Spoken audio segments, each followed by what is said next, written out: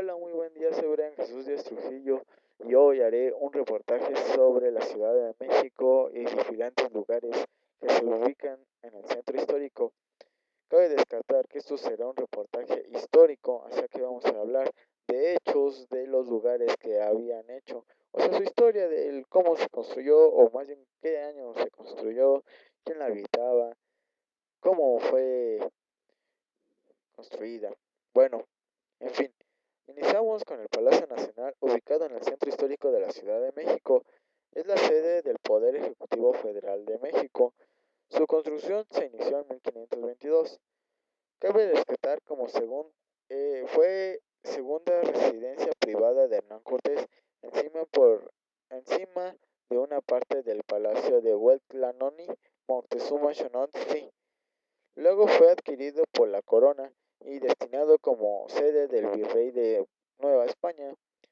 Ya después, durante el periodo, sufrió un gran incendio y eso se puede decir que fue demolido en 1692, pero posteriormente fue reconstruido por las autoridades virreinales, consumada, consumida la independencia de México. Fue sede de los poderes ejecutivo, legislativo y judicial de los diferentes regímenes republicanos y monárquicos del país, y en la década de 1930 tuvo lugar su última gran remodelación. El Palacio Nacional fue construido sobre 40.000 metros cuadrados que se encuentran ubicados al oriente de la Plaza de Construcción en el centro histórico de la Ciudad de México, en la delegación Cuauhtémoc. Bueno, el Palacio Nacional en el siglo XVI, durante la conquista de México en 1519 a 1520, las fuerzas las fuerzas de Hernán Cortés pusieron sitio a Tenochtitlan, y en su avance destruyeron la mayor parte de la ciudad. Derrotado a las Tenochtitlan, Hernán Cortés se apropió de ella junto al Palacio de Axayacatl, o Casas Viejas de Moctezuma, donde se hospedó durante la primera etapa de la conquista. En enero de 1522 empezó la reconstrucción de la Ciudad de México Tenochtitlan. Cabe destacar que en ese año fue cuando el Palacio Nacional se estaba empezando a construir, lo que ahora se conoce como el Centro Histórico de la Ciudad de México. La nueva ciudad reconstruida se hizo habitable a partir de 1422, o sea que solamente tardaron en construirla 2 años, bajo una nueva traza de corte europeo. Bueno, la arquitectura fue para de los europeos, ya que nosotros no teníamos esa capacidad de construir con esas técnicas. Bueno, la cual incluía una plaza central y la casa para los conquistadores indígenas y españoles. La de estos últimos con una marcada formal para la fortaleza. Hernán Cortés, como principal conquistador, toma el predio del Palacio de Axayacatl, ubicado en el lugar que hoy ocupa la casa de matriz del Nacional Monte de Piedad, y porque para la época se encontraba dando frente a la plaza de Emitrilio y la antigua construcción de la, de la, perdón, de la catedral, Oh, por cierto, vamos a hablar de la catedral y del Nacional Monte de Piedad. En este establecimiento su primera residencia y en la ciudad, por, no lo, por lo que se nos conoció como Casas de Vijas de Cortés. Más tarde, la Real Audiencia y el primer virrey, Antonio de Mendoza, la tomaron como casa de gobierno. La nueva ciudad reconstruida se hizo habitable eso ya lo había mencionado. Cortés, al verse impedido de utilizar su residencia utilizada por el gobierno novohispano, inició la construcción de un nuevo palacio para su uso personal en los terrenos que antes había ocupado las casas nuevas de Moctezuma, residencia que conformó parte de su marquesado de Valle de Oaxaca, ratificando que por cédula real del emperador Carlos V en 1529. El propio Cortés ayudó a Luis de la Torre y Juan Rodríguez de Salas se encargó de hacer la traza del edificio en el predio que ocuparon las casas nuevas de Moctezuma y una parte donde estuvo el templo de Tezcatlipoca. En 1528 ya podía verse los muros de la planta baja y empezaban a levantarse las habitaciones, columnas y arcos de los patios, todo en la cantera labrada. Debido a la lentitud de las obras, Cortés solo habitó por un breve lapso su palacio. Para la obra usó la mano de obra y materiales que habían en su marquesado, sobre todo de los pueblos dependientes de Coyoacán, como Tacubaya para piedras y arena, Coajimalpa para madera. Muy buenas tardes, señora.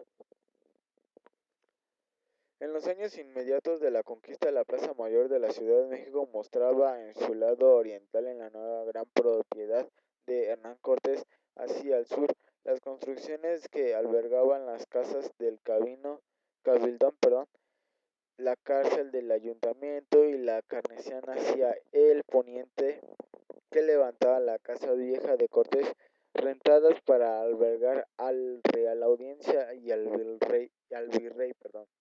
En el lado norte se encontraba un modesto nuevo templo religioso y las ruinas del Templo Mayor mexicana que en el tiempo dejaría su lugar a la catedral. La construcción del palacio culminó en 1550 entre encendidas disputas legales del conquistador de las autoridades enviadas por el rey de España.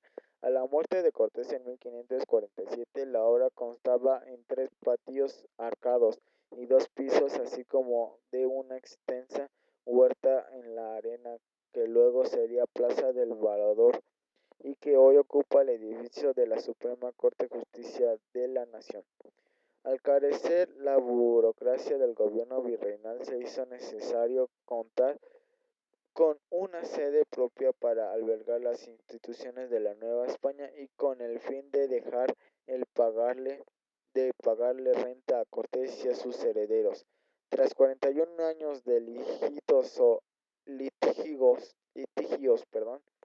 sobre rentas y prerrogativas de, de los Cortés, es como en 1562 el segundo virrey Luis Velasco y Martín Cortés, hijo del conquistador, acuerda la venta del Palacio del Conquistador ubicado al costado del oriente de la Plaza Mayor de la ciudad en 264,000 reales, equivalente a 3,000 pesos en aquella época, por lo que devuelven a la familia de Cortés el palacio frente a la catedral. De inmediato fueron trasladados ahí alguna dependencia virreinal, para lo cual el virrey Luis Velasco se encargado del arquitecto Claudio Arcinelga, repara y adaptará las habitaciones dependientes virreinales, para lo cual el virrey Luis del Velasco, encargado del arquitecto Claudio, repararán y adaptarán las habitaciones de la Casa Real de los Virreyes. Sería hasta 3 años después, en 1566, cuando fue habitado por primera vez por un virrey, Gastón de Perla. 8 meses después, las casas nuevas de Cortés se convirtieron en la sede del poder virreinal, que por lo mismo recién desde entonces el nombre del Palacio de Virreinal. Ok, ahora vamos a la catedral. La catedral impone el sentimiento de la confianza, de la seguridad, de la paz. ¿Cómo? Por la armonía. Así se expresa como de los más grandes artistas de la nueva época, Rodin. Las palabras sugeridas de un mundo de ideas acerca de estas grandes creaciones. La catedral y la confianza. La confianza surge de un movimiento que nos acoge a la más amplia de las benevolencias que nos brinda en sus naves nachurruscas. tranquilidad, el reposo, el bienestar, que solo pueden conseguirse cuando las obras humanas han logrado equiparse a las grandes obras de Dios. La seguridad nos tranquiliza por fortaleza, que esos edificios implican su construcción titánica, que nos parece una obra de siglos que imaginamos producto de esfuerzos de gigantes. El poder destructivo de los años sumándose a la furia que a veces enloquece a los hombres, no han podido derribar a estas enormes construcciones de edificios humanos. Por eso nos sugieren seguridad absoluta, la paz.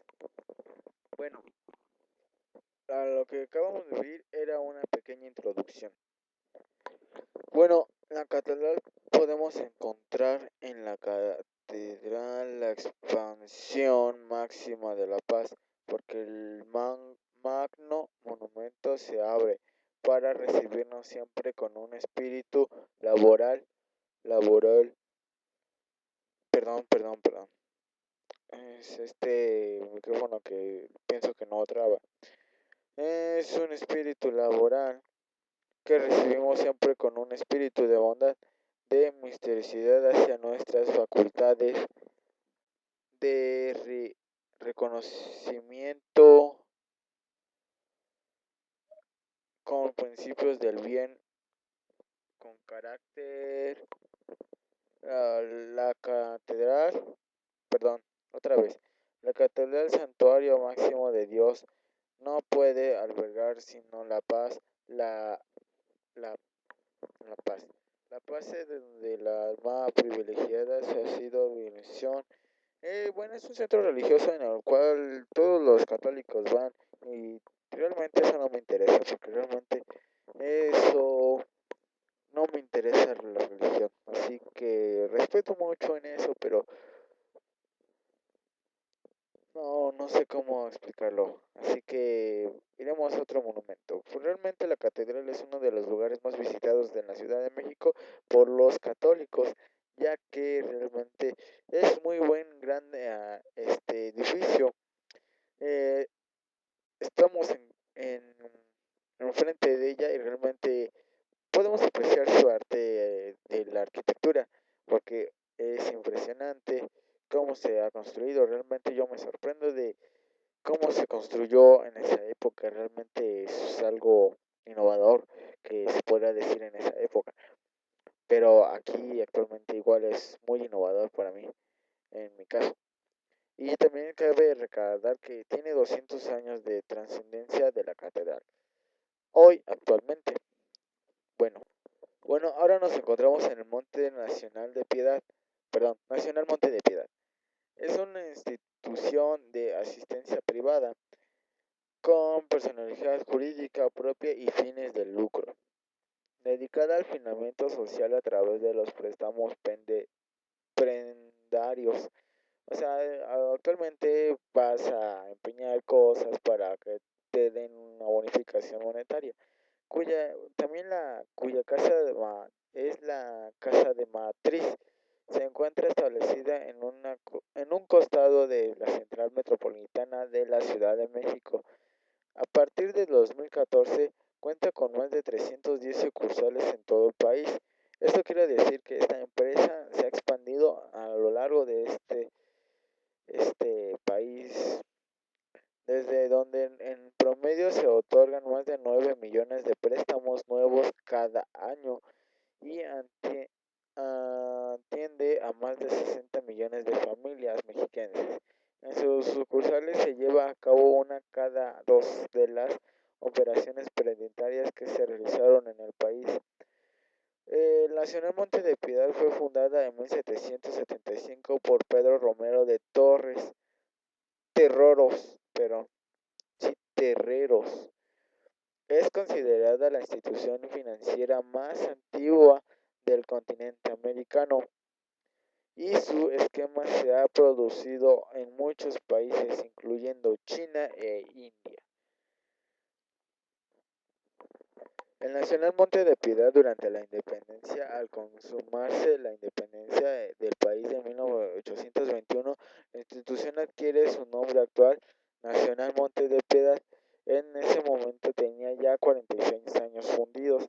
Es así que al permanecer en ocasiones durante ese convulsionando momento histórico social, Nacional Monte de Piedad fue una de las pocas alternativas en donde la sociedad encontraba respaldo económico para sus familias, ya que en la independencia mucha gente se quedó sin dinero, pero fue una gran guerra para poder independizarnos de los españoles. En el año de 1836 se adquirió las casas marcadas con los números 7 y 8 de la calle del Empedradillo, hoy calle del Monte de Piedad, en las que haya la casa del conquistador español Hernán Cortés, como es el Palacio Nacional, y por lo mismo de la Marquesado del Valle de Oaxaca. Cortés en 1529 fue nombrado Marqués del Valle de Oaxaca por el mismo Carlos V, que se ha mencionado anteriormente.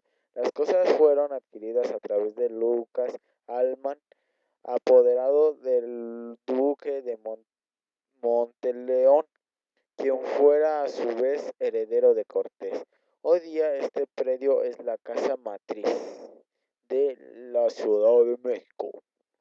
En la Revolución, el Monte de Piedad, al inicio del siglo XX, el país volvió a consumarse de manera significativa al vivir su etapa de revolucionaria en el año de 1910. La falta de fuentes de trabajo y las necesidades de las personas de llevar sustento económico a sus hogares fueron de nueva cuenta que el Nacional Monte de Piedad adquiriera un papel protagónico en la sociedad con sus préstamos prendarios. Existe una leyenda sin confirmar que señala que Pancho Villa en una de sus campañas se negó a tomar por asalto a la institución por considerarla el banco de los pobres. Es notable la estabilidad de esta institución asistencial, lo que explica la confianza de los usuarios que la tienen.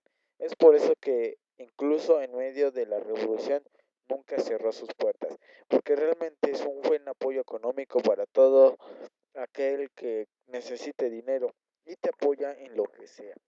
Normalmente mi mamá ocupa mucho este Monte de Piedad, pero gracias a ello ella sigue adelante, porque ya puede cumplir sus sueños. Gracias, bendito seas el Monte de Piedad. Bueno, con esto termina nuestro reportaje, porque nos estamos fijando actualmente que unos chavos nos están echando el ojo. Esto es muy triste porque realmente no queremos irnos y queremos seguir continuando con esto, pero nos andan siguiendo desde el Palacio Nacional. Aquí con el reportero del aire, Brian Jesús. Y que tengan buena tarde, o día, o buena noche. Que descansen. Esto fue Reportero.